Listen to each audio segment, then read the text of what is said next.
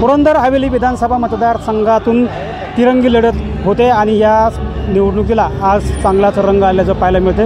राज्याचे मुख्यमंत्री एकनाथ शिंदे हे आज विजय शिवतरे यांच्या प्रचारासाठी येत आहेत आणि याच प्रचारासाठी काही कार्यकर्ते आलेले आहेत। या कार्यकर्त्यांशी आपण संवाद साधणार आहोत। नक्की विजय शिवतरे यांच्याबरोबर ते का आहेत, काय त्यांच्या योजना त्यांना पटलेल्या आहेत, काय सांगाल तुम्ही? आज विजय शिवतरे यांच्या सभेला आलेल्या आहेत, मुख्यमंत्री एकनाथ शिंदे येणार आहेत, कशा पद्धतीनं तुम्ही लोकांना सामोरे जाणार?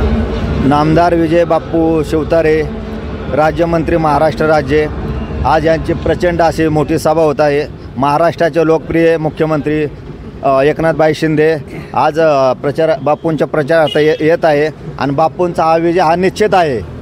आणि बाप्पूंनी गेली 10 ते 15 वर्षात ह्या तालुक्यासाठी भरपूर कामं केलेले आहेत आणि या 5 वर्षामध्ये रखडलेली कामे, निष्क्रिय आमदारांची कामं, मग विमानतळ असेल, तुमचा राष्ट्रीय बाजार असेल, गुंजवणीचं पाणी असेल, शेतीसाठी पाणी असेल, बाजारतळ असेल, हे फक्त बापूच करू शकतात।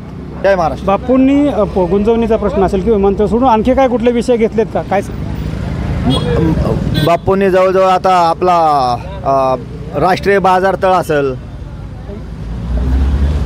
राष्ट्रीय बाजारतळ असेल आणि विविध प्रश्न, युवकांचे प्रश्न आहे, MIDC आहे, IT पार्क आहे, सासवडचा असं दिव्य असा इथंही दुसरा बाजार, त्यासाठी त्यांचं नियोजन चाललेलं आहे। असं असंख्य या ठिकाणी प्रश्न आहेत। विकासाचं व्हिजन घेऊन बापू आपल्या या ठिकाणी येत आहे आणि बापू जर निवडून आले तर काय काम करतील असं तुम्हाला वाटतं?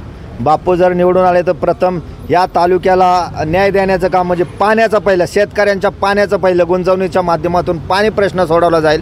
त्यानंतर युवकांचे प्रश्न, MIDC असेल, दिवे हिताने IT हब असेल, त्यानंतर MIDC असेल, युवकांचे रोजगार असेल, अशी कामं बापूंच्या वतीने केली जातील। विमानतळाचा प्रश्न महत्त्वाचा आहे। विमानतळ हा सगळ्यात मोठा भव्य प्रकल्प आहे पुरंदर तालुक्याच्या वतीने आणि हा तालुक्याच्या वतीने मोठा व्हिजन ठरणार आहे। हे मोठं काम बापू येणाऱ्या काळामध्ये जर आमदार झाले करतील आणि मंत्री होणारच आहे। बापू आमदार होतील, मंत्री होतील, काय कामं करतील, काय सांगताल? हे बापू जगताप, तुम्ही बापूंच्या सभेला आलेला आहात, कुठल्या गोष्टी बापूंच्या तुम्हाला आवडल्यात? मला बापूची कुठलीच गोष्ट आवडणार नाही, पण संजय जगताप कवा फोनसुद्धा उचलत नाहीत माणूस। कवा कुठं आम्ही फोन केला तर त्या माणसाने कवा फोन उचलायचं, कवा असं काय केलं नाही की बाबा फोन तुमचा आलाय का गेलाय। संजय जगतापनी आमचा आम्ही जगताप आहे, पण आमचं फोन उचलत सुद्धा नाही माणूस। कुठलं गाव तुमचं? सुपे खुर्द, पुरंदर मधलेच? हो, पुरंदर मध्ये का मी बोरमधून आलोय काय? नाही, विचारलं। सुपे म्हणजे वेगवेगळे गाव, सुपे असून बाजूला पण आहे, काय सांगाल बाबा तुम्ही?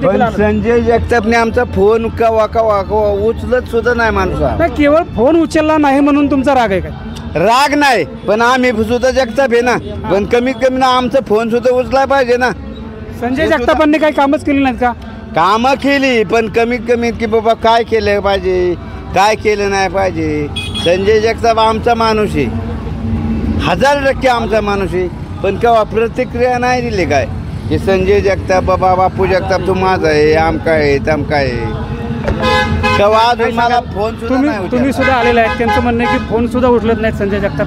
बरोबर आहे। बापूंचं काय विजन आहे तुमच्याकडून? बापूचं विजन म्हणजे तालुक्यासाठी विजन एवढं आहे ना की बापू RT पार्क, आज गुंजवणी, पाण्याचा प्रश्न, आपलं ही आता ही प्रशासकीय इमारत, हे सगळे मोठे मोठे प्रकल्प बापून केलेत। आणि आत्ताच्या मागच्या आमदारांनी 5 वर्ष कुठं एक काम दाखवा त्याला 5,000 रुपये मी दिले। संजय जगतापांनी काहीच काम नाही केलं? काहीच नाही काम केलं म्हणतायत लोक। काय सांगाल, तुमच्या गावचा विकास संजय जगतापांनी केलाय का? बापूंनी काय विजन आहे तुमच्याकडे? आमच्या गावाचा विकास करण्यापासून मी एक सांगू शकतो, पुरंदरमध्ये फक्त स्वतःची किडनी विकणारा, एक किडनी खराब करणारा एकमेव आमदार विजय बापू शिवतारे आहेत। ह्याच्या व्यतिरिक्त दुसरा आमदार कुणी होऊ शकत नाही। स्वतःचं हृदय खराब करणारा दुसरा आमदार होऊ शकत नाही, हे माझं मनोगत आहे। त्यामुळं पुरंदर तालुक्याचं मतदान सगळं त्यांना आहे। पण बापूंचं काय विजन आहे? बापूंच्या पुढच्या योजना काय आहेत, काय माहिती आहेत का? बापूंच्या पुढल्या सगळं नियोजन जी पुरंदर उपसा योजना किंवा आपलं चाललंय कार्यक्रम सगळं क्लिअर कट करणार आहेत। ती गुंजवणीचं सगळं पाणी ते परफेक्ट आणणार आहेत आणि परफेक्ट कार्यक्रम करणार ती, त्यात अडचणच काय नाही. स्वतःचा राव जीवाचा विचार करणार नाही असा माणूस भेटू शकतो कुठं? कुठला आमदार असा असू शकतो का महाराष्ट्रात? मला उदाहरण दाखवा तुम्ही.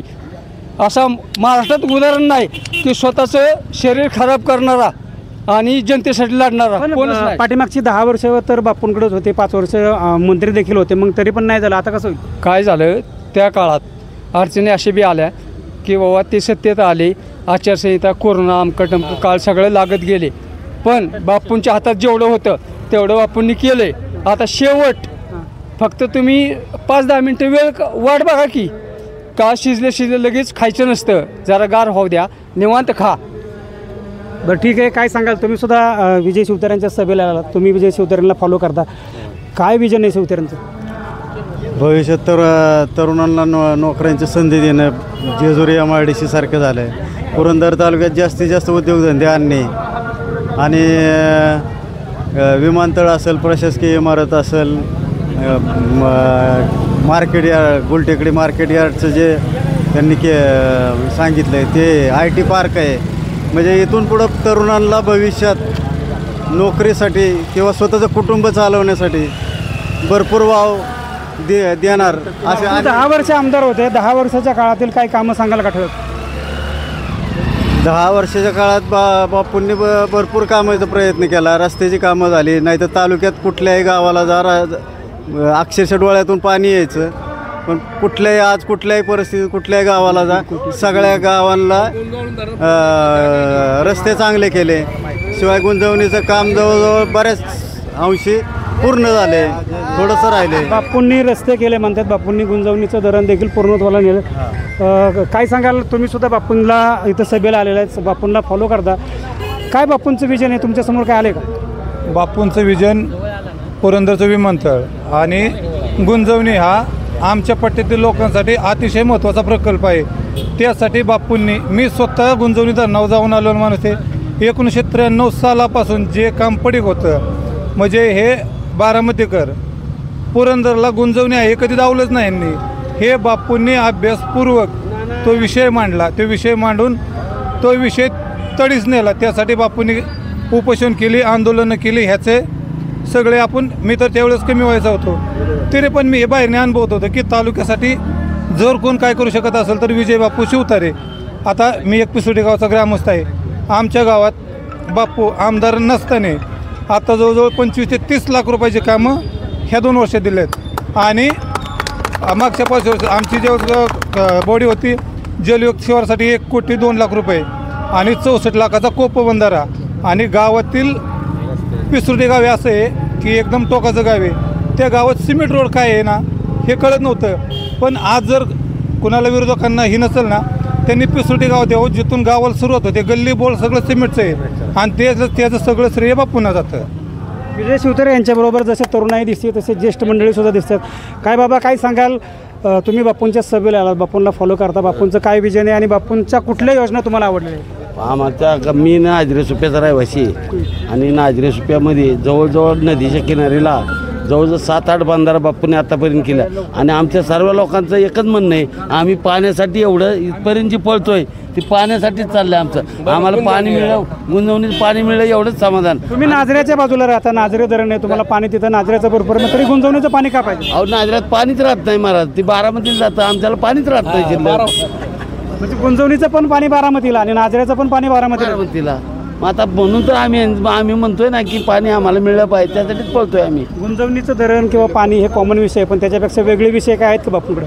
बापूंनी आतापर्यंत आमच्या नदीवरती 7-8 बंधारा आमच्या धरणापासून खाली जवळजवळ 7-8 बंधारा बांधले, पूल बांधले.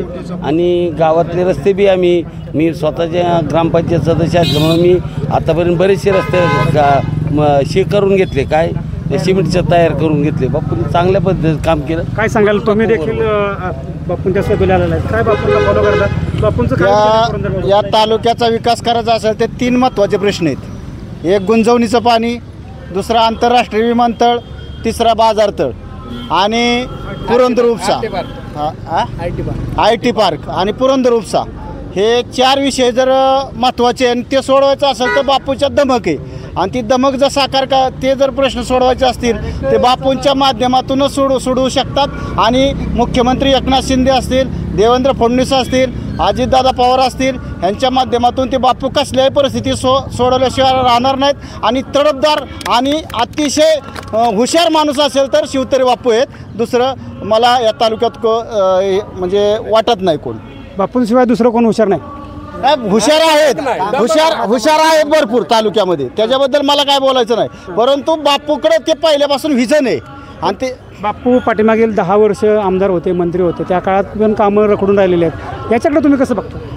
जरी रखडून राहिले असले तरी बापूंनी गुंजवणीचं पाणी आहे ना, जे अर्धवट जे काम होतं ते बापूंनी पूर्ण केलं. बाजारतळाचा विषयी चर्चा केली, आंतरराष्ट्रीय विमानतळाचं त्याच्यावर ते भरपूर चर्चा झाली. आणि हे जर करायचं असेल तर रस्ते झाले. आज जर केंद्रामध्ये नरेंद्र मोदी साहेबांचं सरकार आहे आणि राज्यामध्ये महायुतीचं सरकार आहे. ह्यांच्याकडे जर आपल्या तालुक्याचा विकास करायचा असेल तर दिल्लीतून सुद्धा पैसे आपल्या तालुक्याला आलं पाहिजे. आणि हे कोण आणू शकतं? हे बापू आणू शकतात. राज्यात महायुतीचं सरकार येईल का? 100% येणार. काय सांगाल? तुम्ही देखील आज सभेला आलेला आहात. विजय शिवतरे यांचे विचार तुम्हाला पटतात का? मी उरुळी देवाची मधील राहणारा नागरिक आहे.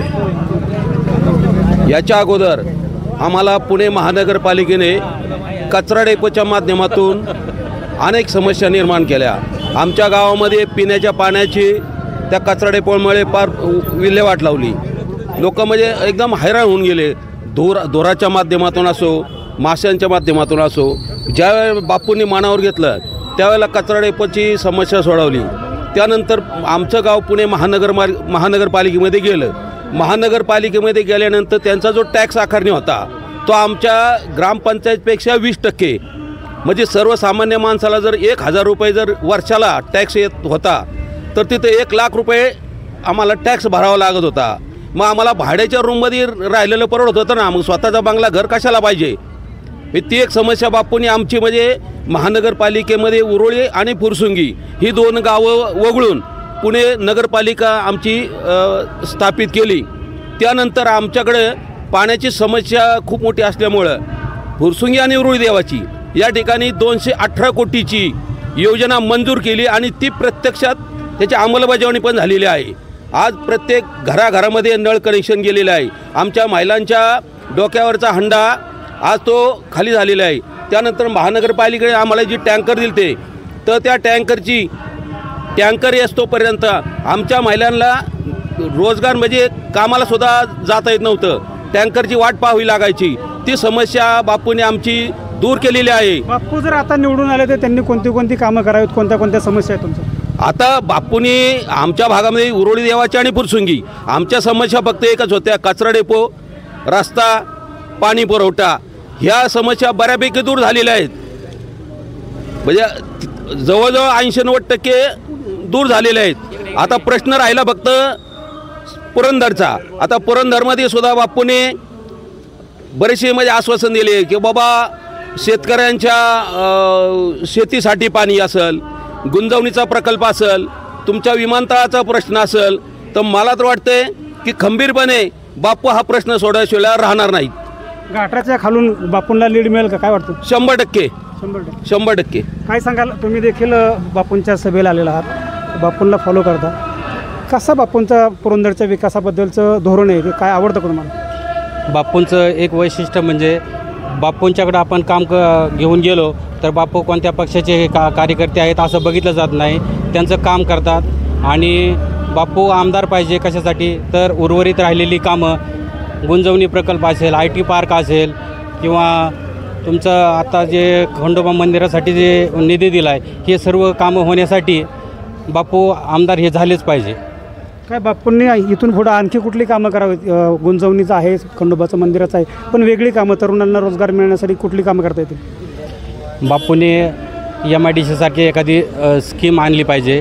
तसेच IT पार्क उभारला पाहिजे. तसेच या जेजुरीच्या पूर्व भागामध्ये जे छोटे मोठे जे गाव आहेत तिथं दवाखाने उभारले पाहिजेत. एवढी बापूंनी बरीच कामं केली पाहिजेत.